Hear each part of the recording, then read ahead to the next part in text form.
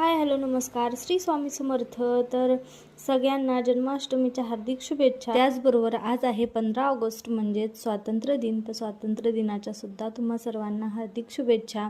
तर त्या दिवशी काय व्यवस्थित फोटो काढू दिले नाही, तर त्यामुळे म्हणलं की आणखी एकदा काढावेत। तर काल रात्री फोटोशूट करावं म्हणलं, म्हणजे व्हिडिओ काढायचे होते। फोटो तर व्यवस्थित आलेत, दोघांनाही व्हिडिओ काय काढू दिले नाहीत। तर घरी फोटोशूट करण्याच्या अगोदर आम्ही असं ठरवलं होतं की त्यांचं स्टुडिओमध्ये जाऊन फोटोशूट करावं, पण त्यांनी काय घरीच फोटो काढू देणार, तर स्टुडिओमध्ये काय काढू देणार आहे, तर त्यामुळे कॅन्सल केलं। म्हणलं तर रियाला थोडंही एकटीला ठेवलं की लगेच रिया काही ना काही आगाऊपणा करत राहते।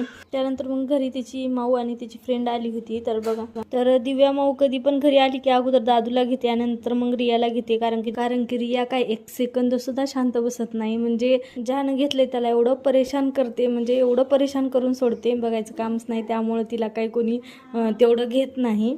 कोणीही जास्त तर दादूलाच घ्यायचं म्हणतात, कारण की दादू शांत बसतो, रिया काही तेवढी शांत बसत नाही आणि नवीन माणसाकडे गेली की रडायला लागते।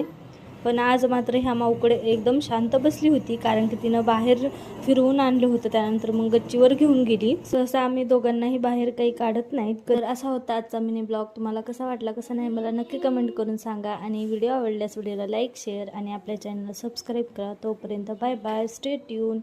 उद्या भेटूया आणखी एका नवीन ब्लॉगमध्ये।